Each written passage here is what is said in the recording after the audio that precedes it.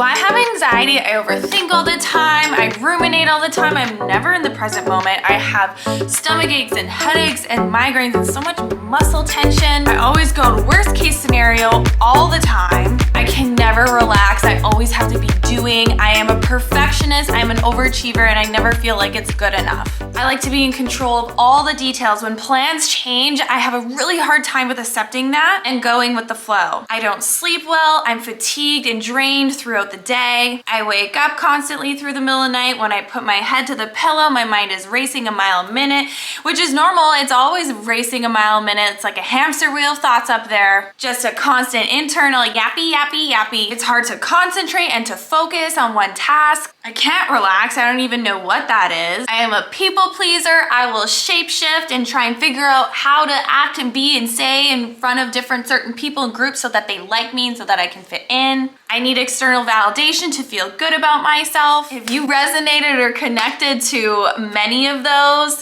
I'm not here to diagnose you and tell you that you have generalized anxiety disorder, as I explain all those symptoms as chords of anxiety. My trusty picture will help explain it. Just imagine that you are a tree. This is you, and these things that I explained are the different chords or symptoms, but I'm gonna call them chords of anxiety that eventually will turn into threads. So if you were to rate on a scale of 10 to 1 of how intensely you are never in the present moment, a 0, always in the present moment. The physical symptoms of how you feel anxiety in your body, a 10, always feeling them at night, during the day, to a 0, never feeling them, your body feels great. Those are the difference between a chord and a thread. So you can experience any of those that I said at the beginning of the video intensely at a 10, that's more of a chord, or less intensely, 5 and less is more of a thread. So that is your life experience, what you're experiencing. But what you want to address is what lies beneath the roots of these threads and these chords. The subconscious, so it's below consciousness. That's why it's below it. There's way too much focus on this up here and not enough of what lies beneath. So what lies beneath? What are the roots? But first, if you are experiencing the chords and the threads because of what lies beneath, and you've just normalized, well, this is just how I am and this is how I'm always going to be, you do not want to settle for that, and you do not need to settle for that, because it's honestly just gonna get worse and worse and worse. Mayo Clinic has stated if we do not address anxiety, it just will continue to perpetuate and you will feel those threads and those chords even deeper. Physically, your body, the adrenal fatigue, the surge of cortisol, the effect that it has on your libido, but your internal organs as well. Your body is not meant to function with your nervous system being in a dysregulated state 24/7. And when you're experiencing those chords and threads 24/7 or on a regular basis, your nervous system is dysregulated. It's an alarming statistic. It's like 90% of all illness and disease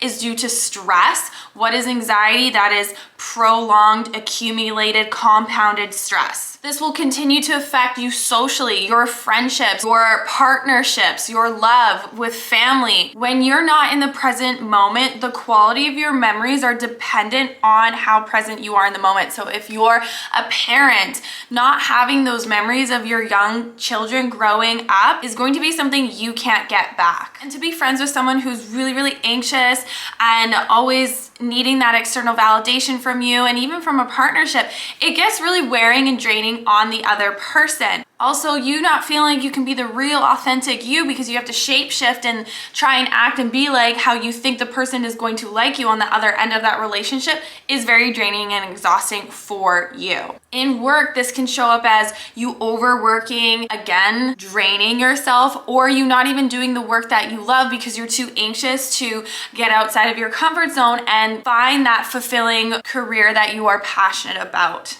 So let's not settle for these chords and threads of anxiety. So back to what lies beneath, the roots. What could these roots be? Understanding that your behaviors, that the way you be and are in your life experience are due to your subconscious beliefs about yourself, whether they be limiting or liberating. Most people experiencing these cords and threads of anxiety, they're very limiting. So they show up social anxiety, they show up in all different areas of your life experience. Also, these roots could be learned behavior. If you're like, well, my parents responded in life that way. Well, you learn to respond in life that way as well. But you can unlearn anything. You can learn anything and you can unlearn anything. Just like an athlete can learn a new skill, you can train your mind just like you can train your body to do something, to look a certain way. And just like athletes are training for their big event, their big game, you're training for your big event called life. Certain significant events in childhood or in your past can lead you to have to behave a certain way. So for example, I had one client who never felt included in her friend group when she was younger. So she had to control all social plans to make sure she was included in it. But then this spilled over into all different areas of her life where she had to control everything to make sure she felt accepted and seen and loved. But again, you don't understand that that's what's going on until you get at what lies beneath in the subconscious. I'm just offering you some different insights that if you resonate with them, that awareness will even start to shift what lies beneath. Very common limiting beliefs that I have found a pattern in anxiety clients that I've supported in overcoming anxiety is number one, I'm not enough. So coming back to how your beliefs will lead how you are in life, your behaviors, your actions, your inactions. If someone has this subconscious narrative belief, I'm not enough, what you do isn't enough. Hello, perfectionists, overachievers, people who don't feel good about themselves, who lack confidence, self-esteem, always searching for external validation.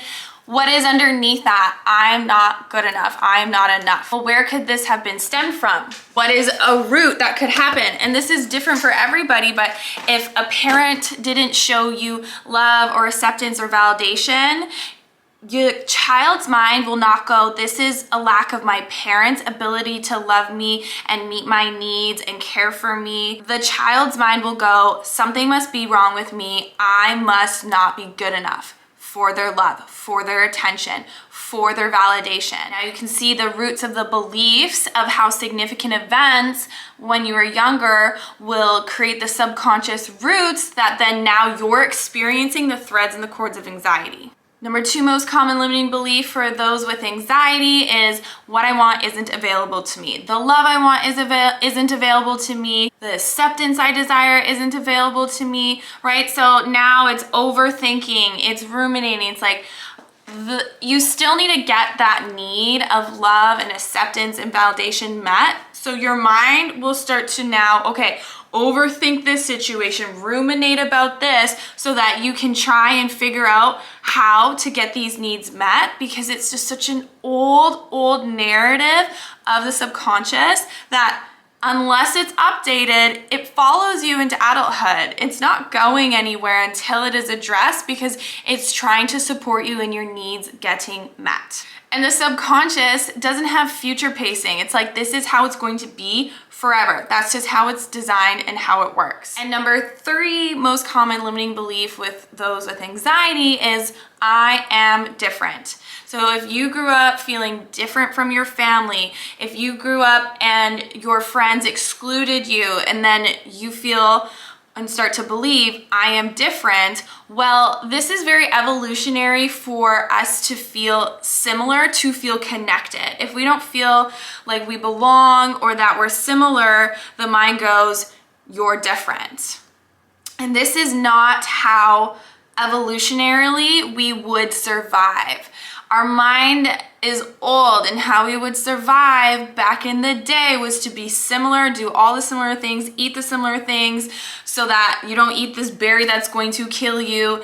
Be similar. And that is how we connect as humans, things that are similar. Your survival used to depend on it, so you are hardwired for this. If you have this subconscious narrative, I'm different, well, here again is the overthinking, the never being in the present moment, the ruminating, the social anxiety, the shape-shifting of how to be in front of different groups and people so that you can be the same, so that you can fit in and have that connection that all humans have a desire, a need that we yearn for. If you're very indecisive, you can never make a decision for yourself. That is a telltale sign of a belief and a fear of I'm not capable. I can't do this. So if you, when you were younger, experienced something where you did fail or not do well and you got really chastised for it, you'll start to develop this belief and narrative, I'm not capable. Okay, well, that is a root, and now you're not gonna be able to make decisions for yourself. You're always gonna fear, I'm gonna make the wrong decision, right? So it's the roots to address. I have so many videos to support you in clearing these roots, especially if you feel a lot of anxiety in relationships, how to clear, over here, how to clear and start to shift anxious attachment style, how to naturally heal from anxiety. There's so much that you can do on your own to get this process of overcoming anxiety, the threads and the cords of anxiety, to move down this scale from a 10 and work your way down. But I do find that a lot of people need support in this journey, and that is what I specialize in. I'm a rapid transformational therapist and clinical hypnotherapist, and I've supported so many souls overcoming anxiety. How to clear those cords and those threads, get to the subconscious root. I've created a program with so many testimonials that you can check in the links in the description below. Because when you address these roots, now you don't have these threads and these cords, and these will start to turn into being in the present moment. A calm, regulated nervous system, being able to sleep, confident in who you are, no longer a people pleaser, but a you pleaser. You put your needs first. You're in the present moment, you can concentrate, you can focus. Healthy relationships, because you have a healthy relationship to yourself. Feeling blissful, open, embracing life, flowing with life, not needing to control every situation, trusting. Picture of health, optimal health. Because when your mind is at ease and at peace, your nervous system, your body, they're interconnected, they're intercorrelated, they work together. So then what lies beneath, you've established new roots, new subconscious narratives, new subconscious beliefs, a new emotional home, and now your life experience is very different. So I'm gonna be honest, in the program, are you gonna move exactly from a 10 to a 0? No, I'm not even there, and I've been on this journey for years now, but you'll feel and experience big jumps, and these big jumps going from like a 10 to a 5, a 9 to a 4, things that would impact you for weeks are now days. Things that impacted you for days are now hours. Things that impact you for hours are now moments. Your 24/7 hamster wheel of thoughts is not 24/7, it's for 4 hours. Your being in the present moment that was never is now hours at a time. Terrible sleeps every single night are only 3 a week. You move down the scale and you'll keep moving down, because what I teach you, guide you, and support you in the program is not just the time we are together, but the subconscious shifts, the continued inner work and growth that you do. You look forward to doing, that you get to do. It's just like eating healthy, nutritious foods and showering each day. You do that every day. The self-care, the inner work, should be every day. That should be normalized. And it doesn't have to be long, about 20 minutes a day to make the rest of your day. That's like 1% of your day to make the 99% of your day incredible and phenomenal. It would be my honor to guide you through the program into overcoming these threads and cords of anxiety. Until then, check out these other videos. Love to you. See you in the next vid.